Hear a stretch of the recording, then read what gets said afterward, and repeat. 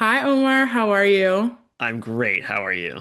I am excited to chat with you. When I saw that you were on the cast, I was immediately excited.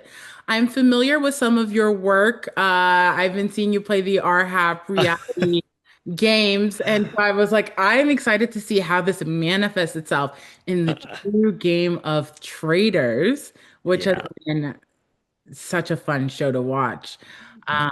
So what was your knowledge of the traders and similar games, I guess, of this universe Yeah. before coming on the show? Yeah, so I feel bad because everybody who watches Blood on the Clock Tower and Mafia expect me to be messy as hell in the manor, and there were elements of it. I was a little sneaky, but I'm not in a game for actual stakes. Like I'm not gonna be that messy unless I have to be. So, but I played some social deduction games like that for fun, but I'm more like vibing in those. Like I don't really care that much if I win. And then I did binge watch a lot of Traders in preparation. So the US, UK, well, I'd seen the US 2 and 3 live. I went back and watched season one, and then I watched UK, Australia, New Zealand 2, which was crazy. And am I missing one? Canada. Yeah, Canada 1 and 2. Canada 1 and 2 were the first ones I watched after getting in the mix, because obviously it's the most relevant. But I found all of them to be helpful, and I felt like I was watching Australia 2, episode 5, when Annabelle leaves, again last night. So, That's so fun. yeah. Well, I have to ask you why traders? Like, it's one thing to play it for amongst friends, not to mention that you've come from Survivor, which is such an Mhm. intense show. So why throw yourself back into that mix? I really think that I think it's more of a general life philosophy in the Mm, sense that I think everybody should push themselves and do things that are fun or make them fill their cup in any way. And if it's not something that fills your cup, don't do it. But I think that we can learn and grow from opportunities that are stressful or challenging.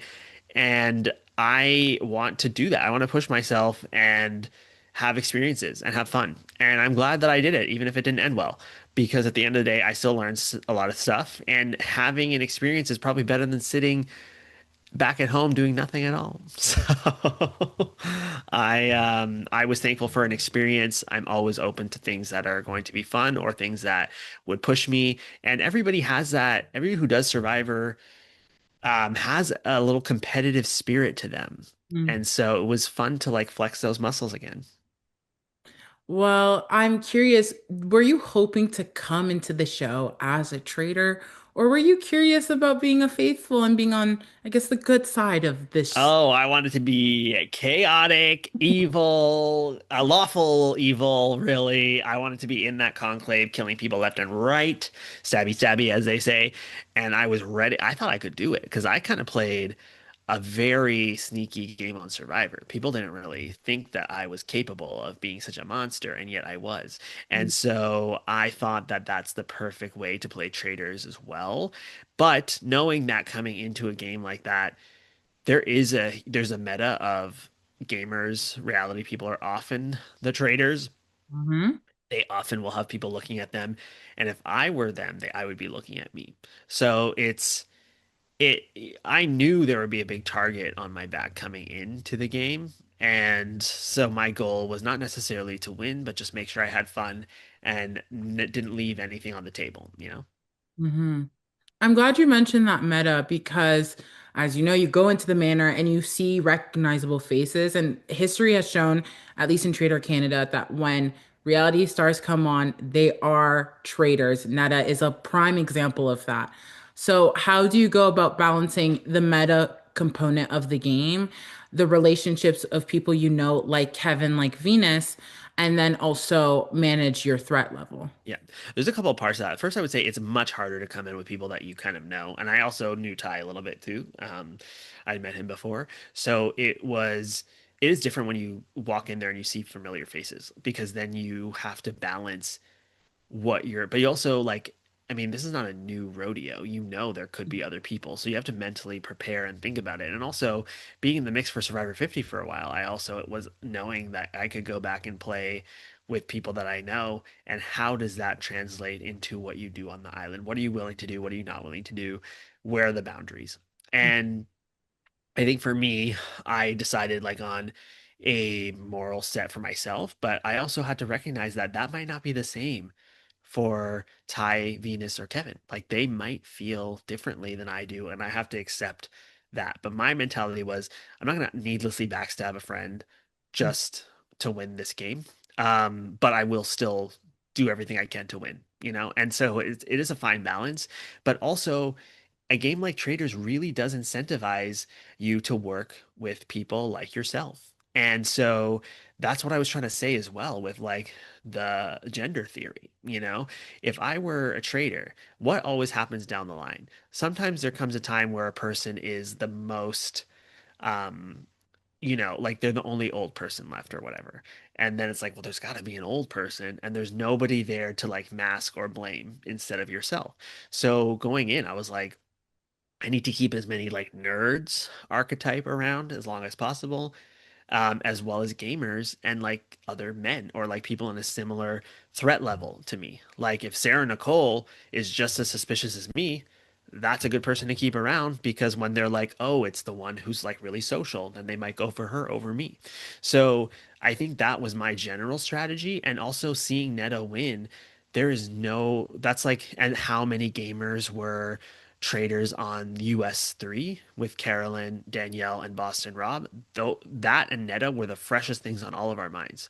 So Mhm. I know going in there, you get to that final fire, nobody is going to let you through that final fire if you're the only gamer there. You have to have Venus, Ty, Kevin, Dom, Coco, you have to have some of those people there so that you can shift it onto them instead of yourself. Otherwise, you will lose. Like, and you can play to win, or you could play to just not lose. And I think playing to not lose, yes, get rid of some of these people early or let them go. You don't need to worry about them. But if I'm trying to win, I cannot get to the end with like Natalie and Jericho and Rhea and be the only person of my archetype there because they will just cut me loose there. No, I definitely thought your theory had legs, 100%. It reminds me kind of obviously it wouldn't have been airing at the same time as before filming, but even this season with Celebrity UK, like Kat being the only girl left, like it kind of just makes sense. Like Yeah. oh, sorry, to you. Yeah. So your theory 100% made sense to me watching it. And I think it just put other people on edge because it's like, well, if you shine a spotlight on women, then that means I could go. And I Yeah. want to go. So Yeah. I see how your theory had legs 100%. Yeah. And the thing is, I also thought, like, do I say something? Do I not? But at the end of the day, you have to go with the vibe of the season as well. And the whole season, people were saying, we don't respect when people don't say their theories. We need to get it all out there. We need to talk about every possibility.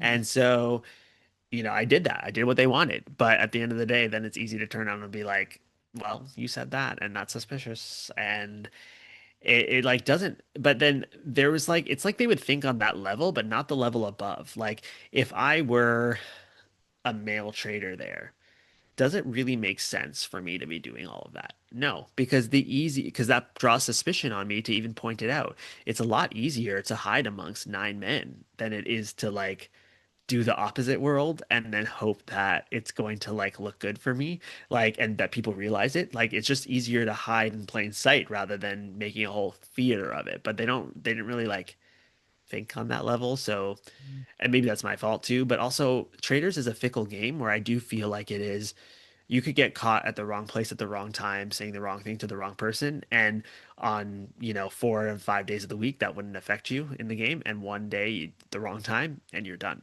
Hmm. Well, I want to go back maybe to the first day when we go into the round table because ideally you want to play this trader game and we kind of hear you talk about it. Like I was like, of course. I was convinced. I was like, you and Kevin for sure are gonna be traders in my head. I was like, I both or one of the two. Yeah. When you start us off and it's like, I'm like, oh, it's Omar. Like, Yeah. been you. Let's get the show on the road. Like, let's see what happens. And then you find out that you're not a traitor. What goes through your mind in that moment? Because it's Yeah. process? Like, take me through it. I was so disappointed. I wanted to be a trader from the jump. And because it's just more fun, you know, and I'm there to have fun. That's what I want to do. And I want more control over the game. I don't want to worry about not getting murdered as well, you know, because then you have to put enough suspicion on yourself that you don't get murdered, but not like too much to get banished. And it's just like I'm the type of person that wants control over my own game, and to not have any control as a faithful is very stressful. However, the silver lining was I did think it was probably better for my game to be a traitor because then you don't have to pretend and you can just gain trust with the faithfuls and then hope to be recruited later. Like that was my plan. I was like, pick me because I'll be like a banishment target. So yeah, I always wanted to be recruited, and I knew that being a gamer, there was a good chance I could be. Mhm. Well, you go into it and immediately like you're like, my suspicions are on Kevin. Immediately. And I was like, well, hey, I can't really blame you for that Yeah. either. So how do you do that balance where, you know, we've seen traders kill off their besties Hmm. and be like, well, I didn't do it. And to be fair, Kevin technically didn't do that with Ty, but it ended up Yeah. being the same. So how do you go about that and like the traitor angel as you called Hmm. it on the show? Yeah. So I think again, I think it's whether you what game you're type of trying to play. You know, if you're playing strictly, and I think again, coming into a game like this, I do think that at some point, you know, all of these franchises will switch up what they're doing in terms of they're not going to pick the gamers to be in the turret or the conclave every time because it becomes a little predictable. Like I'm coming in and I know if it's not me, it's probably going to be the person in my archetype, which is probably Kevin, you know? And so already I'm kind of thinking that. And then when he's coming up to me and I feel like his body language is off and he's like talking to me, but like clearly not like thinking like he's like talking to me, but like thinking something else. Like you can tell he's not with the conversation that I'm having with him. I'm like, seems to me that while we're talking, you were thinking about something else. And that leads me to believe that you're thinking about what am I going to do because I'm a traitor now. And knowing him and his body language, that really let me key into that. When Ty got murdered, I was like, okay, maybe it's not him because that's a really crazy move to do. Like, I didn't think that he would do that. But I think that, you know, I guess keying into the strategy of like, if he is my traitor angel, how do I want to win this game? Do I want to be just like a really good trader hunter? Because I can immediately go after him and take him out and like be like, it's so obvious. But in this game as well, if you do that, you could look like trader on trader. So it's not even that straightforward. And on top of that, if you end up taking out all of the traders, then every time there's a new recruitment, you're starting from scratch. You have to figure it out all the way from the beginning. Whereas if you know somebody is, you can deal with that before the end of the game and win. Yes, they could always murder you. That's a possibility, but you have no control over that anyway. It's better to have somebody in there.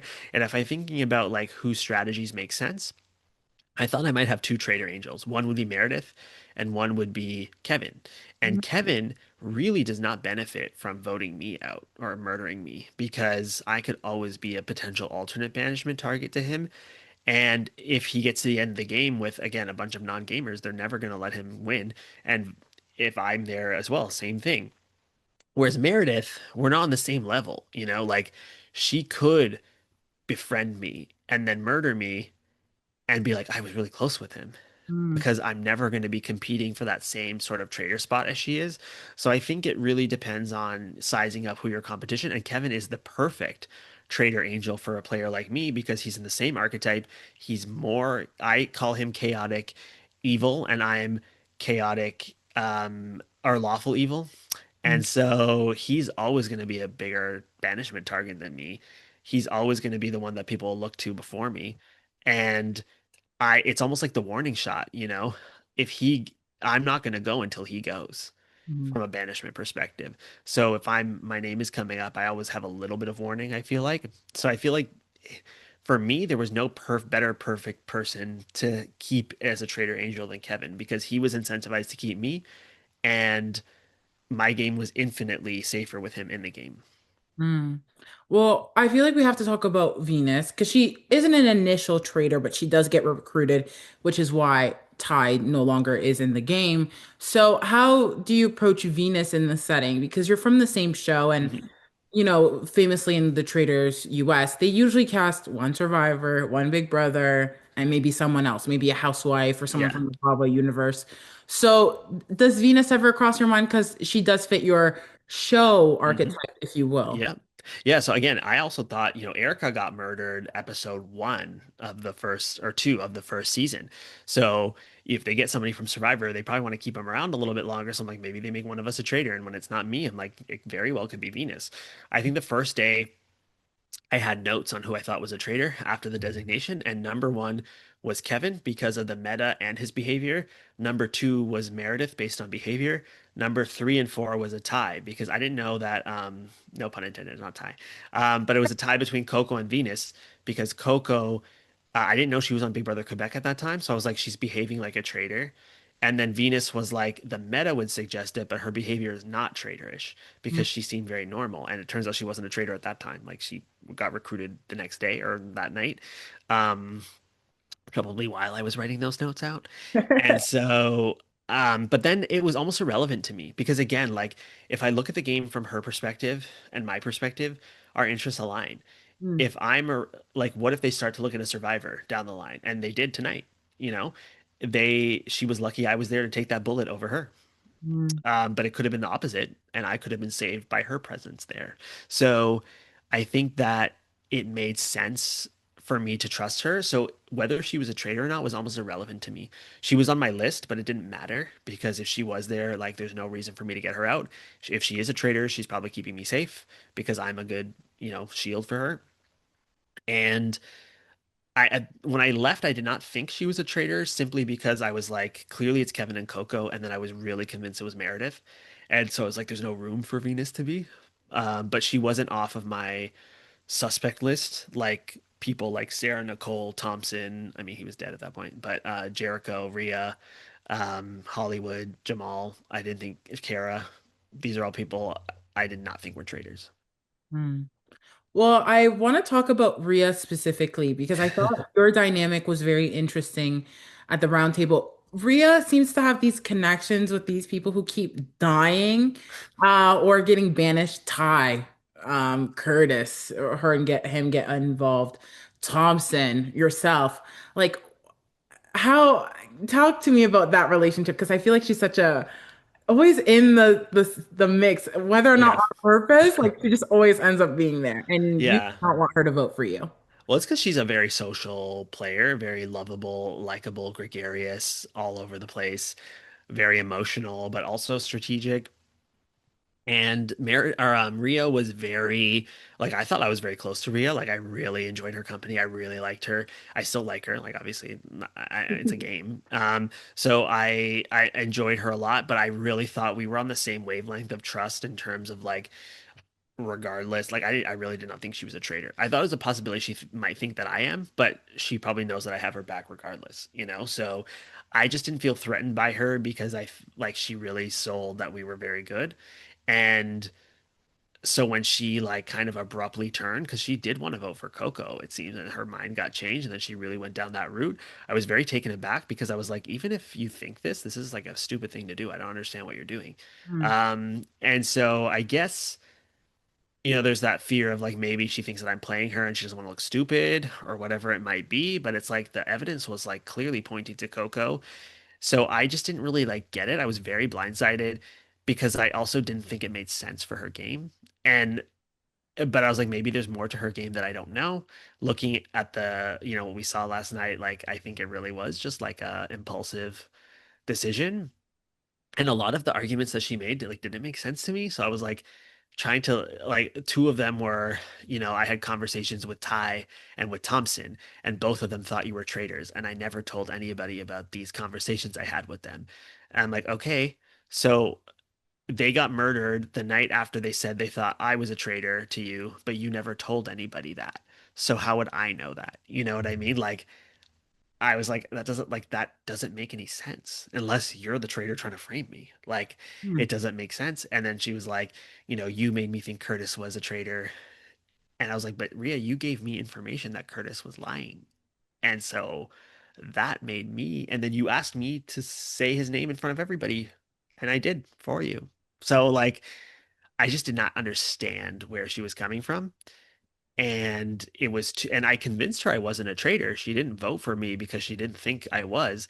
But like I said, I think I said in another interview, like it was almost like she stabbed me in the back with a knife and I'm bleeding out. And she's like, "Oh, sorry, I shouldn't have done that." But then like didn't call 911 or Hmm. the ambulance and like let me just like bleed out. It's like, great, you changed your mind, but maybe you should have then told everybody that you did because you already hit me over the head with the shovel. Yeah, she did her big one. I am curious. I want to talk a little bit more about um Kevin asking you to lie. I just thought Yes. that was fascinating. Like in broad daylight, I'm sorry, in broad daylight, Kevin has no shame. He'll talk to Venus out loud in front of everyone outside in broad daylight, and he will ask you to lie in broad daylight in front of everyone. Like, what goes through your mind in that moment? Are you like, well, you're my guardian angel, so hey, I'll do it. I'll Yeah. saying the biggest Big See, Brother typical yeah. thing. Well, I think that he knew he could trust me because also it's just like it is about mutual incentive. And like he's a smart player. I'm a smart player. We both play think similarly, albeit with different levels of chaos, and different styles. Like I think that I am more of a precision striker, whereas he is not afraid to like the Magic School Bus, get messy, make mistakes, like Miss Frizzle style. Hmm. And so I would say that when he said like he probably knew he could tell me that and I wasn't going to blow up his spot because it doesn't make sense for me. Hmm. If I was playing the hunt a traitor at all cost game, then he would have been cooked at that point. But there was no reason to eliminate somebody that was protecting me. So, but I'm also not going to just blindly do what he says because it doesn't make any sense. Like the way he pitched it, and I will say I didn't fully figure out he was trader on tradering right away. Like it did take like some time to think about it first, but in the moment, he was really selling it as like, don't underestimate Coco. She's a two-time Big Brother finalist. She is much more capable than you think, and she's a threat to our game. And and she's like, in order to get her out, you have to reveal that she's lying about her Big Brother status, and she's actually played twice and made it to the end. And I was like unclear why I had to do it until I thought about it later. I was like, oh, it's trader on trader. That makes sense. But I was like, I don't know French and I don't know Big Brother Quebec. So I can't pretend to be a super fan because if they ask one follow-up question, I'm cooked. So, and at that time, they were going for people that were not good for our game. Like Chala was not aligned with us, Asphere was not aligned with us. These people are not going to be useful or voting with us long term. So if the faithfuls want to take them out, like take them out. And then we can deal with Coco or the threats to our game later when there's fewer numbers and we have more control. Yeah. Well, I talked to Kevin, so hindsight's 2020, and in his mind, he's thinking, you know, get rid of Coco, I can then recruit. Oh my, did that ever cross your mind? Like, oh, maybe he's setting it up so I can be Yeah. recruited. Oh, I knew that was always a possibility because the thing is, even if he wasn't a traitor, I thought Meredith might recruit me. I thought Venus might recruit me. I thought that there were a bunch of people that anybody really could, because if I was thinking like, you never want to recruit somebody who has less suspicion than you. You Hmm. know, that's why I was like, when I saw they picked Thompson, I was like, they're probably going to murder him because he is never going to get more suspicion than them. He was like kind of cleared by being in the grave where he could have died. And so I always knew it was a possibility to be recruited, but my mentality was like, you should keep different pockets of people. Like I had Gamer Alliance and then like a civilian slash non-gamer alliance. And my goal was to keep as many of those people around as long as possible and keep the most people that were most connected to me. So even within the gamer side of things, Venus is the most connected to me, for our survivor connection. Kevin is more connected to me than he is to Venus. At least that's what I thought at the time. I didn't realize they were in the, you know, conclave together, but I was like, he's more connected to me than he is to Venus. So I'm in the middle of that triangle. Then I look at the other people. Sarah, Nicole, and I are very close on a personal level. Thompson and I are very close on a personal and strategic level. Jericho and I are close, or so I thought. And Rhea and I are close, or so I thought. And Shaughnessy and I have a Newfoundland connection. Lisette and I, we get along super well. And Meredith and I were initially kind of working together. Kara and I had a bond. So I had all of these individual relationships. And I was like, the longer I can keep all of these people around, when it comes down to the end, if there's multiple gamers, they'll vote for the other ones over me. And if I'm a traitor with the other people, then great. Like I'll split it with them. And if I'm not, then I know who to vote out because I'm not the traitor. Well, we have to talk about Coco because we get Kevin's I'm gonna call it masterful roundtable. Take that with what you will, what connotation. But it kind of immediately sets to you like, okay, that's traitor on traitor. It like clicks in and you're leading the charge. And I leave the episode. I was convinced Coco's out. Like I'll be talking to Coco next week. We'll have a good kiki. We'll talk in French and we'll move on. But I So you could be a Big Brother Quebec super fan. well, yes, I could get along with the girls. But I was just so surprised by the outcome of it being you. Hmm. Obviously, you're watching the show and you kind of see the like snowball effect.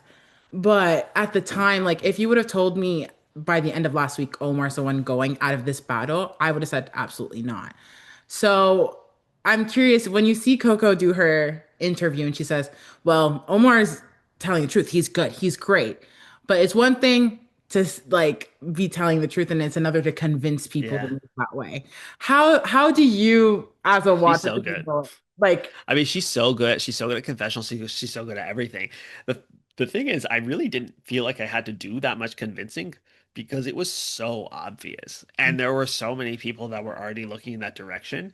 And I think the vast majority of the day, there was a little bit of conversation. You saw a little bit with Jamal, Meredith, and Jericho there, but the steam really picked up on me like 15 minutes before the roundtable or 20 minutes. And the people were changing their mind at the last minute and stuff like that. And that was not it was I should understand it. Like it just did not make any sense because to me it was so obvious it was Coco. And I thought, we could have one of two options. I could either walk it back on Coco and just like make peace with her and be like, let's not go for each other. And I've talked to her since, like, I don't think she was down for that because at that point we had walked too far down the road of going against each other to walk it back. But people were also saying we have to look for changes in behavior and inconsistencies. If I'm going for Coco and voting for Coco, and then all of a sudden I'm like, I don't think it's Coco, probably need to go a different direction. And I'm not vocal when they've wanted us to be vocal this whole time, like that would be a change in behavior that would be suspicious. And then they really would look at me. When Kevin's game blew up and he went home, I sat at that round table freaking out because I was like, I feel like I'm going home next. There's just no way, like his game sunk and he's taking me with him. But then I realized, wait, you have an out because Coco, it was so obviously trader on trader, and that seemed to be how it was going. So I feel like one or two people thought it was me, and then they really like put pressure and convinced people, and some against their better judgment and some against their own desires, even. Like Jericho did not want to vote for me, for instance. You saw that. Natalie was pissed. Rhea changed her vote at the round table, but just didn't vote in the direction to help, just kind of threw it off. Shaughnessy regretted voting for me um, at that round table. So it's like I feel like I've had more time, Mhm. or there had been a bit more time because sometimes it's like, where does the merry-go-round stop? Like if it stops a few seconds later, it's off of you. It's like a spinning wheel. That's kind of sometimes what it feels like. And the wheel stopped on me. Had there been a bit more time, it probably would have switched again. Mhm. Or had it been a bit earlier, it probably would have been Coco. Right. Well, your journey was fun. We had fun moments. I knew about your shoe because I watched Survivor. I told you, and when that Yes. fact came out, I said it's true. I watched the show. Obviously not gonna have it. We get the great math boat situation from the first challenge, Love. as well as some iconic, just chaotic moments as well. I feel like you encapsulated yourself in the show Thank you. the best I way. appreciate that. I appreciate that so much. I'm glad to be seen, because I feel like I didn't last that long, but there were moments. Oh, you were fun. Your confessionals were great. I'm curious, is there a lesson that you took away from this experience? Yes, there for sure was. So I mean, I feel like, to be honest, since Survivor aired, I had some life changes, like a big breakup at the time, and I just had not been where I wanted to be or who I wanted to be for a very long time. Hmm. And I think I was in a lot of ways looking for like Survivor 50 to like rescue me from where I was and like put me on a trajectory to a new path. And when that kind of fell through, it was like it's like the floor fell beneath me. And I was like, well, my ticket out of this space is gone. And it really took a change in mentality of like, no, like you have control over your own life. And then Traitors Canada was like kind of like a little boost to like be confident in yourself. And it gave me something that I was missing. And I do feel like I'm happier than I have ever been in a long time. And I do think that some of that is internal in myself, but I think that a lot of that is also because of the show. And it's not something specific that happened. It was just the experience and taking on a new thing. And also, to be honest, like it was, the last few years have really illuminated these 77 years of pain, occupation, apartheid, and genocide in the Middle East. And to be able to share and to be clear, like the pain that I've gone through is nothing compared to people that have lost their homes, their families, their jobs, their schools, their limbs, their community, and live in constant terror. But it has been a very painful experience to like realize your position and people like you, their position within the global society, and how little people like you or your family are valued. And I'm sure as a woman of color, you probably understand, you definitely get what I'm trying to say, and how you are valued in the world. And it was very eye-opening and painful. And to have somebody like Kevin that was very like he knows who I am and he was always stood by me when other people in my life did not, simply for advocating for peace. Like to share that story, and if my life in the game ended to illuminate something that is greater than me, then it was worth it. I will say I was very happy to see that that was kept in the show, that reasoning. Mhm, It's one thing to just say that you're a friend of each other, maybe because of the reality verse, and that could be a really big assumption. mhm, But the fact that that was kept in and that was highlighted, I personally felt really touched by it, and I was so glad to see that because while it is happening internationally, it is something that is affecting Canadians. It is mhm, very much still a Canadian issue that we should be participating in and having those conversations. So, mhm. And writing to our representatives. all right. So I personally was like, this feels beyond the game, in a way that's important. Like sometimes it needs to step beyond it, and it's a social game at the end of the day, and those factors play a big role in that. So we can't ignore it. So I'm glad that you got to speak on it and that it was aired and that it just shows the beauty also of friendship and support. So Mhm. thank you for Yes, sharing that. absolutely. I really do. Yes, thank you. And I'm glad that they did give a platform to show that. And I hope that it will be a positive impact on other people because ultimately there should be no way in which that moment is taken in a negative way, given how much it is about community and advocacy and allyship. And I hope that that is what is taken from it. Mm. Well, I ask this question at the end of every interview, and I have to ask you, are you rooting for the traitors or the faithful to win it all? I have to. I'm not rooting for either. I'm rooting for individuals. So, Okay. when we look at who the heart picks are now, obviously anybody that voted to keep me, gotta root for them. But, Sarah Nicole was a very good friend on the show, and I really hope she does well and wins. Venus obviously stuck by me, and I have a lot of love and respect for her. So if she wins as a traitor, great. And then the petty side of me, and then obviously Kara and Dom voted with me as well. And The petty side of me though is like, Coco, you take it. Because they were dumb as hell. And if you can um make them look even dumber, I'm here for it. That's so fun. Well, thank you so much for your time. I truly appreciate it. Is there anything that you would like to plug or mention before we end this video?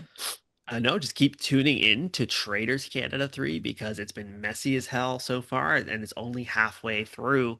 So let's see what it has in store for us. And I would encourage anybody out there to also write to your representatives, donate to the PCRF, the Palestinian Children's Relief Fund, or any other charity that helps. And just remember, everybody is a human, and it's not about, sides or anything like that. It really is about global community, humanity, and seeing in other people what you want other people to see in you. And I think the world could use more of that. Period. Well, thank you so much for your time. I appreciate it. Thank you.